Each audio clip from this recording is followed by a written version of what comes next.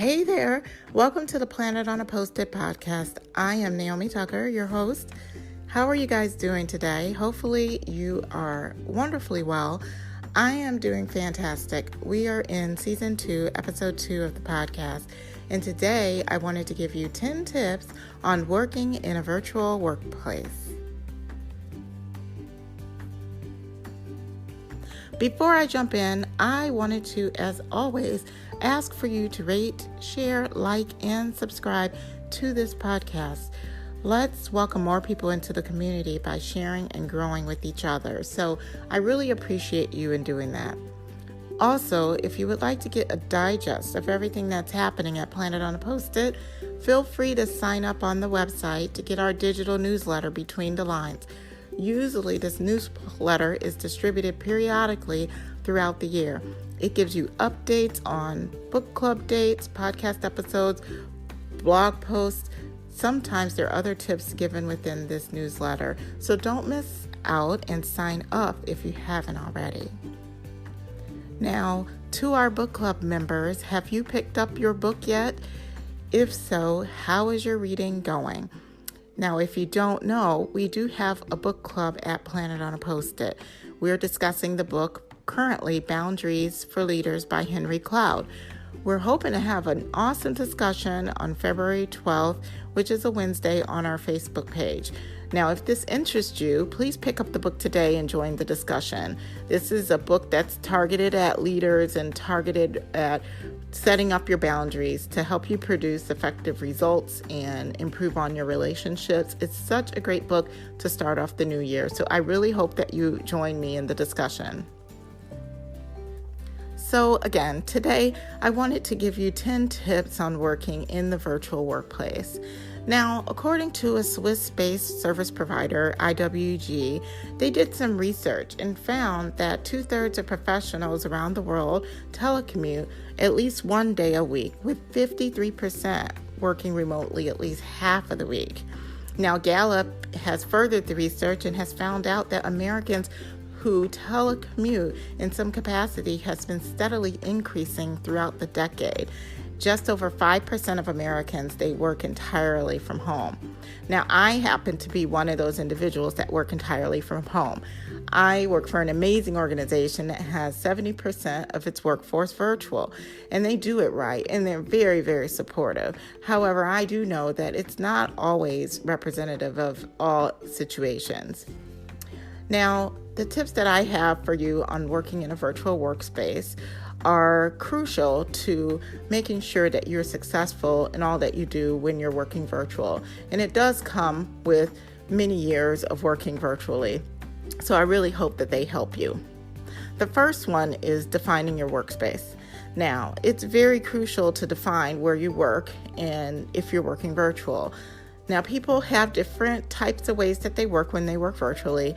Sometimes you have a designated office, others are on their couch, some are on their kitchen table, and some go to the local coffee shop. Now, I'm not downing any of these, but it's very valuable for you if you do find a designated location for working. Now, working at your kitchen table or countertop, sometimes it's not always ergonomically correct. Working at a local coffee shop, it can be noisy. You have to find the way in which you work and find how you'll work with all of these different locations. The most effective is having a designated office space. Now, some people do not have the space for a designated office space, but there are some useful hacks that you can do within your home to be able to help you find the right solution for you. My suggestion is to go on Pinterest and go to the search bar and type in things like small office organization tips or small office hacks. That would be able to help you find some great visuals on what you can do. I've seen very, very cute and delightful offices that are kind of positioned in little nooks of apartments. And I've seen some clever storage hacks that have been done in kitchens to be able to mask the kind of the work storage area so that a person can take out their laptop and put it back and you don't know that was ever an office space. So definitely look at what's going to work best for you, but definitely try to really have a designated area for your work, so then you're not blending work and home, and that you can really be able to enjoy the rest of your apartment or your home when you are off of work. Now, telecommuting can really save employers money. It is researched that there's an average of $11,000 per remote worker that the employers can save on employing virtual employees.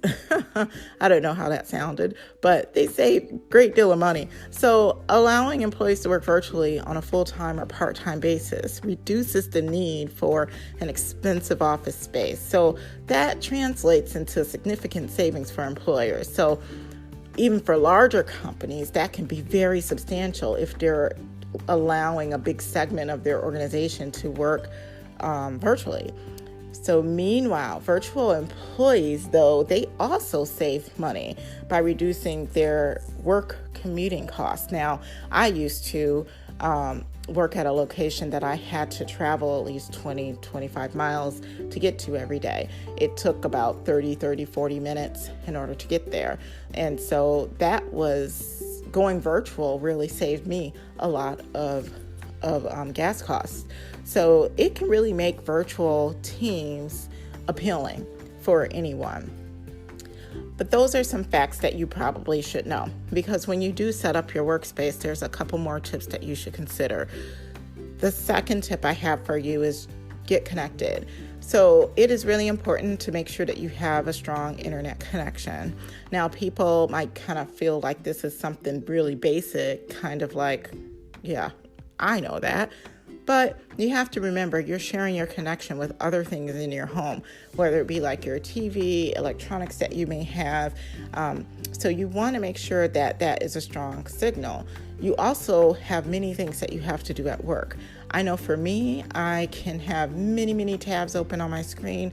I can be doing video, sharing screens, doing virtual meetings online, and that does take up a significant amount of bandwidth.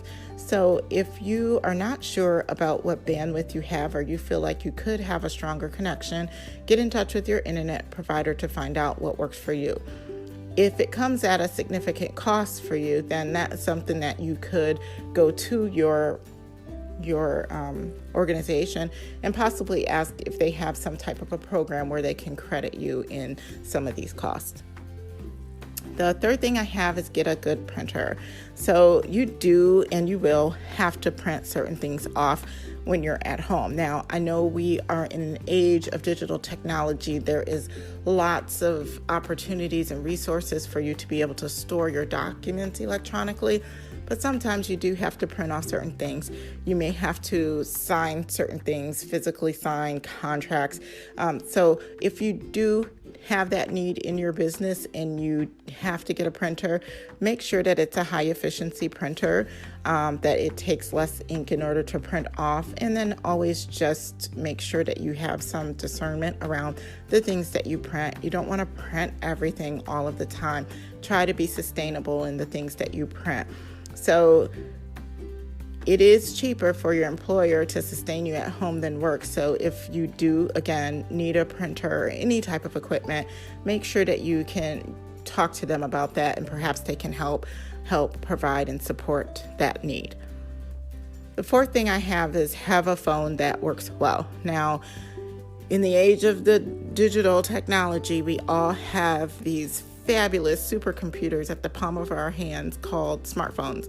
So many people use their smartphone in order to conduct business, and that is all fine, as long as you know what the other person is getting on the other side of the phone. So make sure that you have a very strong connection. This might loop back to the second point of having a strong internet connection, but for some people, it is a matter of changing phone providers as well. There have been some people that are living in rural areas that do not get any reception at all, and it makes sense for them to actually put in a landline for their phone for work. Now, if that's you want to make sure that you have that and that you make sure you take care of that. And again, it's some type of a cost that might have to be covered by your employer, but just make sure that you have a phone that works well. Make sure to have that conversation with your organization because you want to give your best service to the people that you're serving at your job. And also, just another note on that, it's making sure that you have good reception. So, again, it is hard when every conversation you have with a person, they have to, let me go to the window. Let me stand outside to talk to you. Make sure you have a good internet connection. So if you need to change internet providers, maybe that's something you need to do. Or like I mentioned, getting a landline. Number 5 is get moving. Get out, move around. It is very, very easy for you to be planted at your computer for more than 8 hours a day. That is not your best life. So make sure to, every hour get up and move around for 5 or 10 minutes. Walk around your house if you have to. Walk up and down the stairs. I know I've done that. I will walk up and down the stairs. I have a treadmill in my office. I will, work and kind of walk at a slower pace so that I can do both in order to get things done. So whatever it is for you, find a way to get moving. Some people do exercise in the morning or do exercise at night, or since you have super flexible hours, you can fit in a workout in the middle of the day. Make sure you just stay moving. It's super easy when you're working at home to not have the benefit of an organization and people visiting you and, trips to the lunchroom and walks around the campus. It's easy for you to just stay at your computer all day. So make sure you get moving. Number 6 is protect your boundaries. Now, it is very easy to work from home and it's very, very flexible, and it is something that is valued and it's treasured.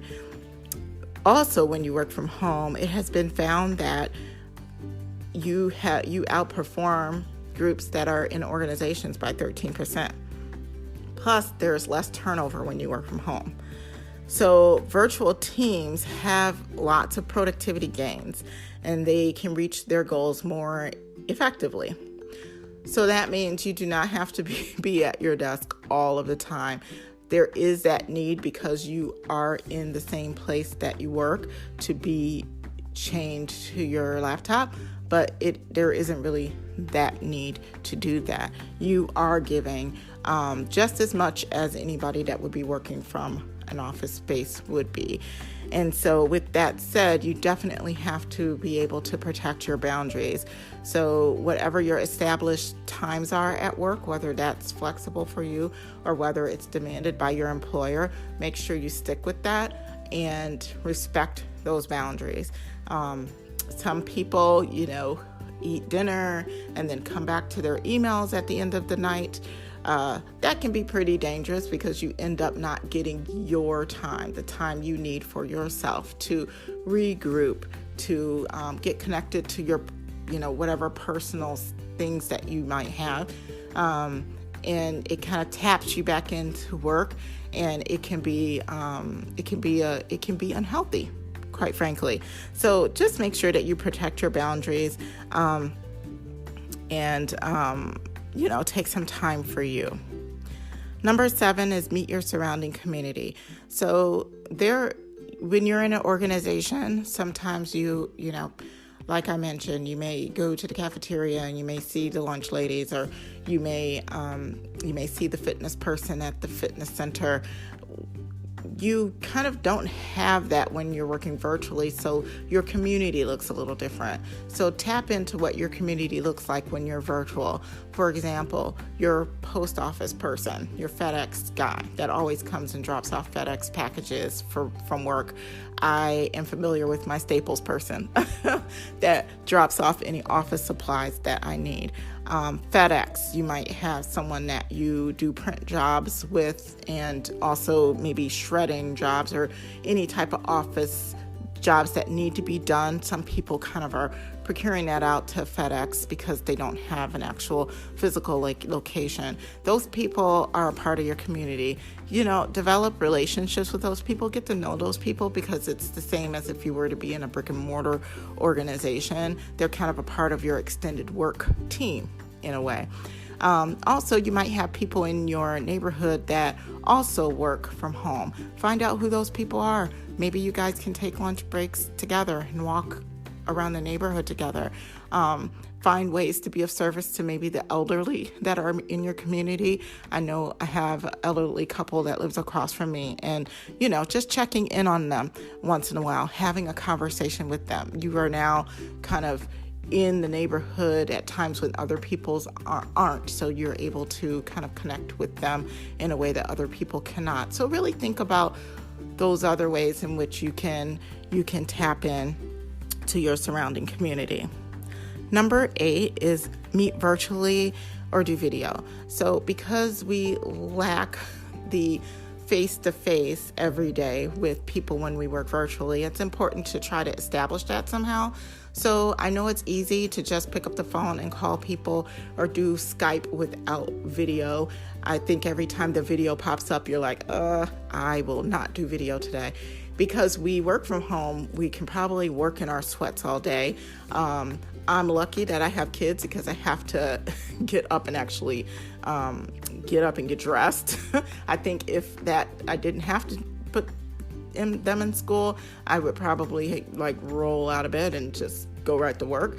But it's important to get up and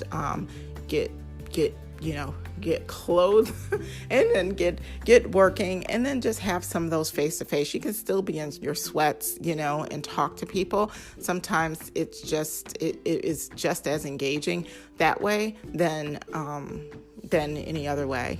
Now, of course, if you're talking to clients and things like that, and you're kind of inspiring that face-to-face connectivity with them online, then you probably would like to spruce up a little bit more. But, for your team, just kind of find a couple of phone calls a week that you decide to, maybe like your team call. Maybe you decide to do that on video and maybe dress a little bit nicer that day because you're doing that.